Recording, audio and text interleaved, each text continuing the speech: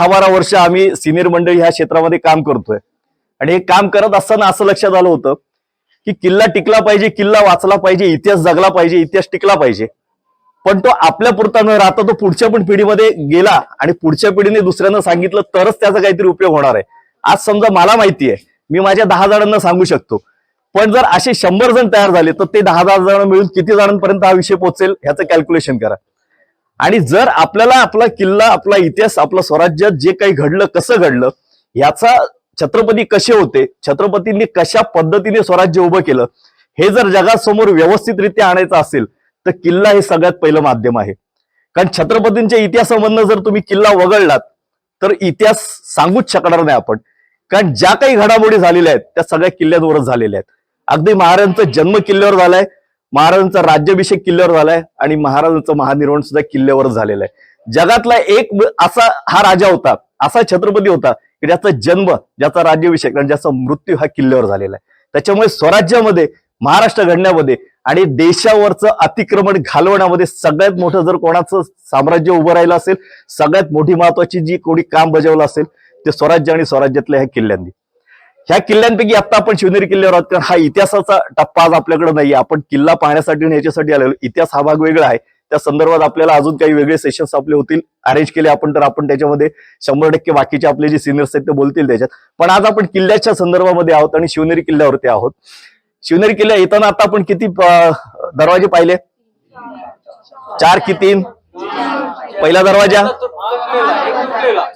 दरवाजा, दुसरा, तिसरा आणि मध्ये एक तुटलेला होता.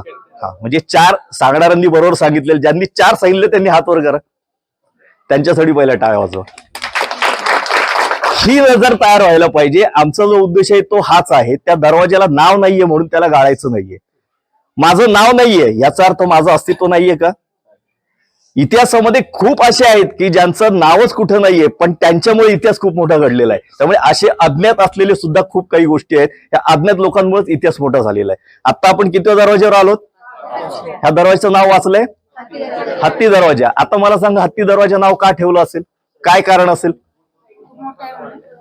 खूप मोठा, अजून स्ट्रॉंग, अजून हत्ती एंट्री करू शकेल. बर, अजून हत्ती एंट्री करू शकणार नाही. अजून हत्तीने दरवाजा लाकूड मारून तोडता येणार नाही. अजून काही आहे? ठीक आहे, चला, हे 5 बेसिक प्रश्न लक्षात आले. कोणी सांगितलं की हत्ती येईल म्हणून? मागून कुठून तरी आवाज आला. तुम्ही सांगितलं हत्ती येण्यासाठी म्हणून, उंची तुम्हाला तशी दिसते म्हणून, बरोबर. आता मला सांगा, ह्या दरवाज्यातनं हत्ती जाईल, हाईट तेवढी आहे, खालून कसा येईल? येऊ शकेल? नाही. ह्याला हत्ती दरवाजा नाव देण्यामागचं कारण असं आहे, तुम्ही जर याचं स्थापत्य पाहिलं, ह्याचं बांधकाम जर पाहिलं तर तुमच्या लक्षात येईल. हा दरवाजा उभा केला, हाईट तेवढी त्याला आहे, म्हणजे हत्तीच्या उंची एवढी याला हाईट आहे, पण ह्याला अतिरिक्त बांधकाम परत केलेलं आहे. तुमच्या लक्षात आलं, खालून येताना तुम्ही कड्यावरनं आलेला आहात, पण ह्याला पुन्हा अतिरिक्त बांधकाम केलं, हा दरवाजा लपवला गेलेला आहे. साधारणतः तुम्ही कोणत्याही किल्ल्यावर गेलात तर 90% दरवाजे हे तुम्हाला असे क्रॉसमध्ये दिसतील. सरळ सरळ एंट्री तुम्हाला दरवाजाची दिसणार नाही. जे महत्वाचे दरवाजे किंवा महत्वाच्या ठिकाणावरचे दरवाजे, त्यांची एंट्री सरळ नाहीये, ते कुठच्यातरी असे आडबाजूला आहेत, लपवून ठेवलेले आहेत. किंवा तिथं आता मला सांगा, आता इथे किती जण उभे राहू शकलेले? साधारणतः माझ्यापुढे 50 जण आहेत. ज्यावेळेला शत्रूचं आक्रमण होतं त्यावेळेला 50 जण असतात का? जास्त सैनिक असतात. आल्यानंतर ना त्यांना इथून थोपवलं जातं, त्यांना पुढे येण्यासाठी, कारण दरवाजे बंद, त्यांना येण्यासाठी रस्ताच राहत नाही. आणि अशा वेळेला खालच्या दरवाज्यांवरती जे सांगितलं ते वरती जे मावळे उभे असतात, जंग्यांमध्ये जे उभे राहिलेले मावळे असतात, एक माणूस कमीत कमी खालच्या 10 जणांना शूटआउट किंवा त्याला 10 जणांचा तो खात्मा करू शकतो. त्या हिशोबाने केलेलं आहे. ह्याला जे ऍडिशनल स्ट्रक्चर केलेलं आहे त्याला कारणच आहे. हत्ती दरवाजा नाव देण्याचं कारण काय की आपण इतिहासातले आपण काही पिक्चर पाहिलेले असतील, जुने पिक्चर आपण ज्यावेळेला टीव्हीवरती पाहतो किंवा मोगलाचं वगैरे पिक्चर पाहिले असतील आपण, त्याच्यात दाखवलेलं आहे की हत्ती येतो, जसं आता कोणीतरी बोललं की तो हत्ती दरवाजाला धडक देतो आणि दरवाजा ओपन होतो. हत्तीने जर दरवाजाला धडक द्यायचं म्हटलं तर हे जे खिळे लावलेले आहेत, हे खिळ्यांचं काम तेच आहे की हत्तीचं गंडस्थळ जे असतं, हत्तीचं जे मस्तक असतं, तिथं जर त्याला मार पडलं तर एवढा मोठा जो हत्ती असतो तो गतप्राण लगेच होऊ शकतो. तर अशा वेळेला हत्तीचं आक्रमण जर झालं तर त्याला ही खिळे असतात. ते खिळे हत्तींसाठी असताना अजून एक दुसरा विषय असा आहे की ज्या वेळेला ओंडक्याने मोठे मोठे ओंडके आणून त्याला ठोसून त्याचा धक्का देऊन दरवाजा उघडला जातो. आता मला सांगा, इथं हत्ती पण येऊ शकत नाही, इथं ओंडका पण आणता येणार, कारण ओंडका आणला तर त्याला तेवढं जितकं तुम्ही बॅकला जाणार तितकं फोर्सने तुम्ही पुढे येता येणार आहे. आता तुम्हाला ओणका ठोकायचं म्हटलं तर तुम्हाला बॅकला जायला जागाच नाही, संधीच नाहीये. त्या पद्धतीने तुम्ही ह्याला तोडू शकत नाही. हत्ती तर वरती येऊच शकत नाही, कारण हत्ती वरती येण्यासाठी खालचे जे दरवाजे आहेत त्या दरवाज्यांमधून हत्ती वरती येऊ शकत नाही. सगळ्यात महत्वाचं लक्षात ठेवा, कोणत्याही किल्ल्यावरती कधीही हत्ती घोडा हा प्राणी चढलेला नाहीये. आता याला आपत तुम्ही म्हणाल, मग रायगडावरती जर राज्याभिषेकाला हत्ती होता, रायगडावरती त्यावेळेला घोडे होते. त्याच्या मागचं गणित वेगळं आहे, ती छोटीशी स्टोरी वेगळी आहे. संभाजी राजांना ज्यावेळेला कैद केलेलं होतं, राजा जयसिंगांच्या शिबिरामध्ये त्याला ज्यावेळेला ठेवलेलं होतं, त्यावेळेला संभाजी राजांना राजा जयसिंगाने बुद्धिबळामध्ये संभाजी राजांनी त्यांना हरवलं होतं. त्यांना भेट म्हणून हत्तीचं छोटं पिल्लू दिलं होतं. ते पिल्लू लहान असताना किल्ल्यावर नेलेलं होतं आणि ते मोठं झाल्यानंतर तो हत्ती तिथं मोठा दिसत होता आपल्याला. कारण घोड्याची जर आपण रचना पाहिली तर ह्या प्राण्यांचे चेहरे तोंड वरती असतात. ज्याचं तोंड वरती असतं त्यांचे डोळे साईडला आहेत, आपले डोळे समोर आहेत, ह्यांचे डोळे साईडला असतात. आपण म्हणतो घोड्याला झापडं लावायची असतात. झापडं लावल्याने काय होतं, त्याला साईडचं दिसत नाही, समोरचं दिसतं. मग अशा वेळेला हा वर चढताना त्याला खालचं काही दिसेल का, त्याला पावलं टाकता येतील का? त्याच्यामुळे हा भ्रम सगळ्यांनी काढून टाका. किल्ल्यावरती कधी घोडा हत्ती हा आलेला नाहीये. आपातत काही स्थितीमध्ये नेले ती गोष्ट वेगळी आहे. ह्याला हत्ती दरवाजा नाव ठेवण्याचं कारण तेच आहे की हत्ती सुद्धा हा दरवाजा तोडू शकणार नाही. हत्ती येऊ दे किंवा अजून कोणत्याही त्या पद्धतीचा जर हल्ला झाला तर हा दरवाजा लपवलेला आहे. ह्याची उंची त्या पद्धतीची आहे, त्याच्यामुळे याला आपण हत्ती दरवाजा असं नाव दिलंय. तुमच्या जर बारकाईने तुम्ही जर आता पाहिलं असेल, कारण येताना आम्ही सांगतो की बारकाईने नजर ठेवा. प्रत्येक ठिकाणी तुम्ही काहीतरी तुम्हाला वेगळं सापडतं. माझ्या उजव्या हाताला माझ्या डोक्यावरती काहीतरी तुम्हाला दिसेल, ह्या पिलरला काहीतरी तुम्हाला दिसेल, दोन हात दिसतायत. काय असू शकतं ते? शत्रूंना कोण बोललं जरा? माझा आवाज मोठा आहे, तुमचा पण निघू द्या ना. शत्रूंना घाबरवण्यासाठी दोन हात लावलेत. अच्छा, अजून?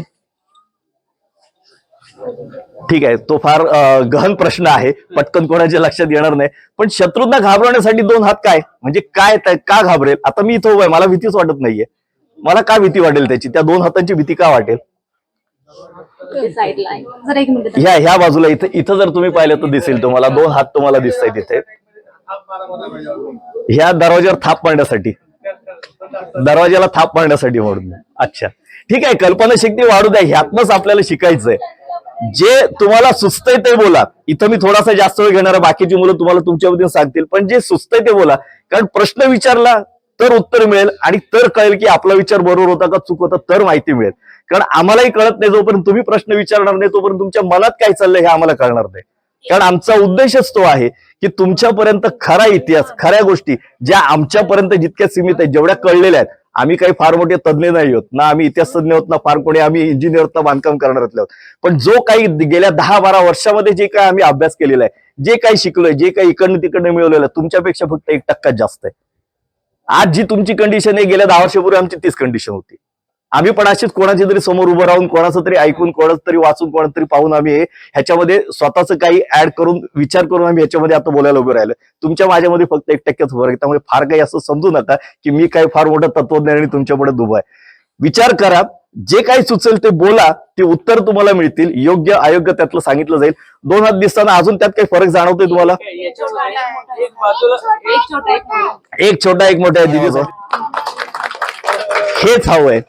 ही पिढी ज्यावेळेला सक्षम होईल, ह्या पिढीला समजायला लागेल, त्यावेळेला इतिहास पुढे चालणार आहे. एक हात छोटा, एक हात मोठा आहे, बरोबर? अजून काही त्यात दिसतंय? बारकाईने पहा.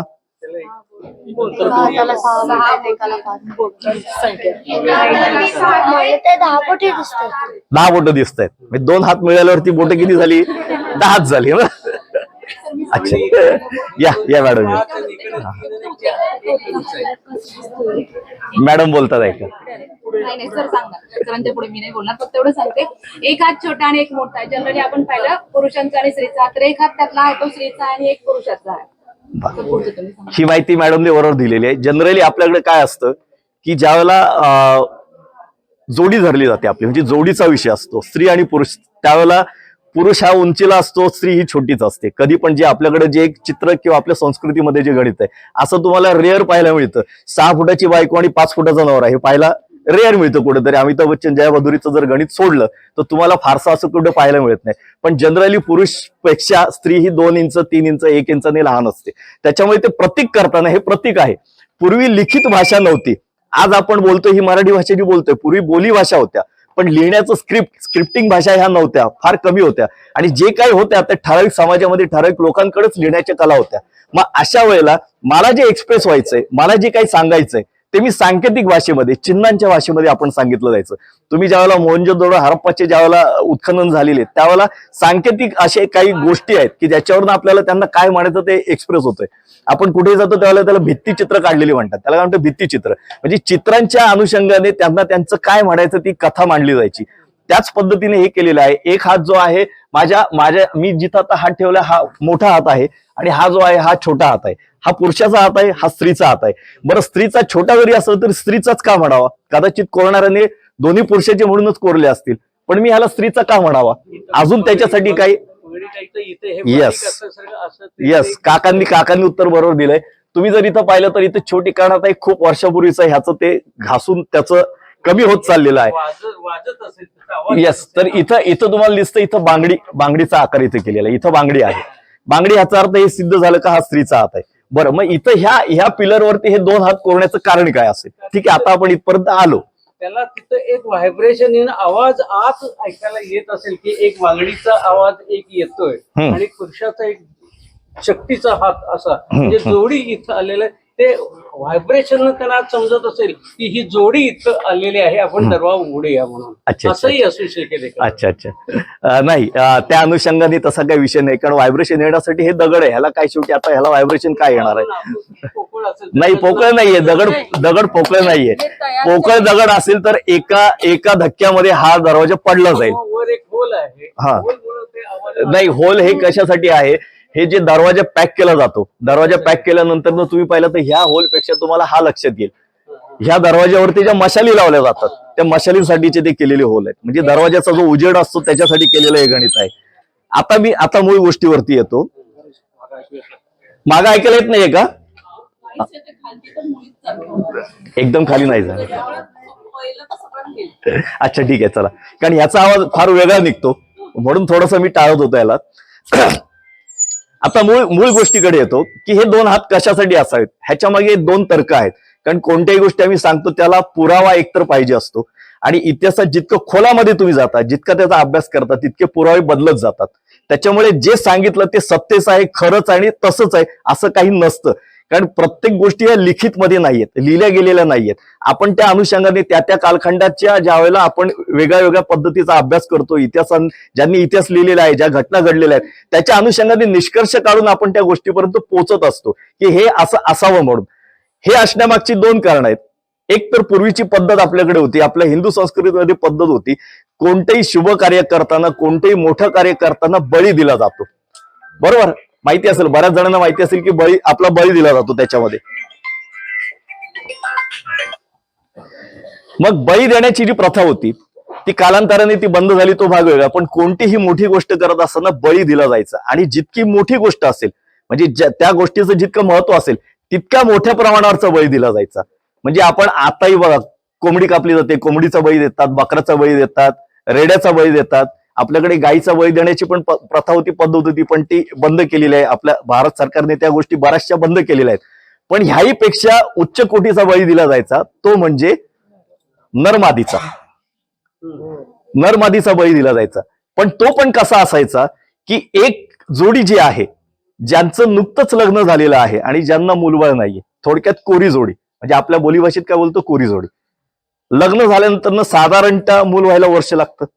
मग अशी जोडी पाहिजे की ज्यांचं नुकतंच लग्न झालेलं आहे, ती स्त्री प्रेग्नंट पण नाहीये, अशी जोडी आणायची आणि त्या जोडीचा बळी द्यायचा. ह्या प्रथा आपल्याकडे पूर्वी होत्या, त्या लिखित स्वरूपात पण आहे. कदाचित हा दरवाजा बांधताना त्या काळामध्ये इतकं महत्वाचं, कारण हा बाकी दरवाजापेक्षा सगळ्यात वेगळा दरवाजा, आजही इंटॅक्ट दरवाजा आहे, याचं बांधकाम आजही टिकलेलं आहे. त्यामुळे कदाचित त्यावेळेला हा दरवाजा बांधत असताना उच्च कोटीचा दरवाजा बांधायचा आहे, मोठ्या पद्धतीने राहणार आणि ह्याचं महत्व मोठं राहणार आहे, म्हणून कदाचित असंही केलं असेल की इथं आणून कोऱ्या जोडीचा नरमादीचा बळी दिला गेला असेल. आणि तो दिलाय हे कशावरनं ओळखायचं, त्याची काहीतरी खूण ठेवली पाहिजे, त्याची काहीतरी निशाणी ठेवली पाहिजे, त्याच्यासाठी म्हणून ह्या दोन हातांचं इथं कोरलेलं असावं. ही एक गोष्ट असू शकते. दुसरी गोष्ट अशी आहे की कदाचित असंही झालेलं असेल, कारण काही वेळेला दहशत पण केली जायची.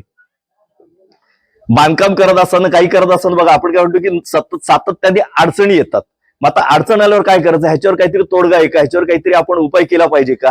आज आपल्याकडे आपण सायन्स शिकल्यामुळे आपण त्या जास्त डिटेल्स मध्ये जात नाही किंवा बाकीच्या तंत्र मंत्र किंवा वैदिक गोष्टीमध्ये आपण जात नाही. ते शास्त्र आहे, तंत्र मंत्र वैदिक शास्त्र आहे, पण त्याचा अभ्यासक आता कोणी नाहीये. ते जाणणारा त्याच्यातनं अभ्यास करून ते पुढे आणणारं कोणी नाही, कारण कोणतेही शास्त्र हे फोल नाहीये. फक्त त्या शास्त्रावरती अंधविश्वास ठेवून जर चुकीच्या मार्गाने सांगितलं, शास्त्र बदनाम होतं. सांगणारा नालायक असतो पण तो शास्त्र बदनाम करत असतो. अर्धवट माहितीवरती सांगून जर लोकांना फसवलं असेल, कोणतेही शास्त्र कोणतेही तुम्हाला विद्या पुढे देत असताना जर निस्वार्थीपणे जर दिली आपण तर ती टिकत असते.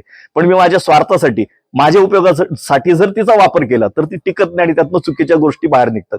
मग अशा वेळेला कदाचित हे बांधकाम करत असताना 100 अडचणी आल्या असतील. मग या अडचणींवरती काय, तर कोणाला तरी त्या गोष्टीचा बाबा की मी इथं ही देवता आहे, ह्या जागेला मला स्मरण करून बाबा मी तुमच्यासाठी स्मरणार्थ इथे काहीतरी करतो पण माझा हा त्रास वाचव, या अनुषंगाने सुद्धा हे 2 हात तिथं कोरलेले असू शकतात. आलं लक्षात. आता हे का आम्ही सांगतोय, कारण कधीही जाताना नजर बारीक ठेवा आपली. कोणत्याही ऐतिहासिक ठिकाणी कोणत्याही वास्तूकडे जाताना कुठेही जात असताना नजर जितकी बारीक ठेवाल, जितक्या बारीक गोष्टी तुम्ही शोधाल तितकं तुम्हाला समजत जाईल, तितका अभ्यास तुमचा मोठा होत जाईल. म्हणजे हत्ती दरवाजे काय आहे तुम्हाला कळलं, याच्यावर अतिक्रमण करता येणार नाही, कारण ह्याला पुन्हा बाजूने तडबंदी केलेली आहे. जे काय 5, 50, 100 सैनिक येतील ते अडून पडतील, वरून त्यांच्यावरती मारा होईल. मारा झाल्यानंतर ते 100% संपू शकतात. अजून बारकाईने तुम्ही वरती जाताना तुमच्या लक्षात येईल, तुम्हाला सगळे दरवाजे पाहिल्यावरती दरवाज्यांना उमरा आहे आणि दरवाजा खड्ड्यात आतमध्ये, आतल्या बाजूला दरवाजे आहे. कोणताही दरवाजे तुम्हाला जमीन लेवलला दिसत नाहीये. साईडने जर तुम्ही पाहिलं तुम्हाला होल दिसेल. आता हे उभे आहेत, ह्यांच्या बाजूला तुम्ही पाहिलं तर नळी काढलेली आहे. आपल्याला आपण जो नाला म्हणतो तसा आतून बाहेर नाला काढलेला, नळी काढलेली आहे. युद्धतंत्रामध्ये काही गोष्टी अशा होत्या की कमीत कमी खर्चामध्ये कमीत कमी आपली हानी न होता शत्रू सैन्याचं जास्त हानी कशी करता येईल त्याच्यासाठी जी काही टेक्निक तंत्र वापरलेली आहेत. ज्या वेळेला हा दरवाजा बंद असतो आणि समजा शत्रू रेटा खूप मोठा आला आणि हा दरवाजा म्हणजे आता इथून आपल्याला हलावं लागणार आहे, जे काही सैनिक आहेत त्यांना मागं जावं लागणार आहे, कारण हल्ला तेवढा थोपवू शकत नाही, परतू शकत नाही. परिस्थिती अशी झाली की हा दरवाजा सोडावा लागणार आहे आणि दरवाजा शत्रूकडनं उघडला गेला, पाडला गेला. पाडल्यानंतर ज्या पद्धतीने आता तुम्ही थांबून थांबून ते शत्रू येणार नाही. कोणी सैनिक तो लोंढा आतमध्ये घुसणार. लोंढा आतमध्ये घुसल्यानंतर साधारणतः हे 15 ते 20 फुटाचं मधलं अंतर आहे. हा जो खड्डा येतो, या खड्ड्यामध्ये गरम पाणी किंवा गरम तेल भरलेलं असणार. म्हणजे ज्या वेळेला माझी आतमध्ये एंट्री होईल, मी पाऊल टाकलं की माझे पाय गरम तेल किंवा गरम पाण्याने भाजले जाणार आहेत. मी भाजल्यानंतर मी त्याच्यात पडणार. बाकीचं म्हणजे काय होणार आहे की फक्त गरम तेल, एकही स्वतःचा सैनिक इथं न उभं राहता समोरचे 100-150 जण आपण आरामशीर संपवू शकतो. म्हणजे अशा पद्धतीचे हे टेक्निक्स वापरलेले आहेत. आणि ज्या वेळेला नको असेल त्यावेळेला इथं ही जी नाली आहे तर नाल्यामधनं ते पाणी किंवा ते सोडून द्यायचंय. त्यामुळे ह्या गोष्टी बारकाईने सगळ्या बघत चला, तुम्हाला बऱ्याचशा गोष्टी समजत राहतील.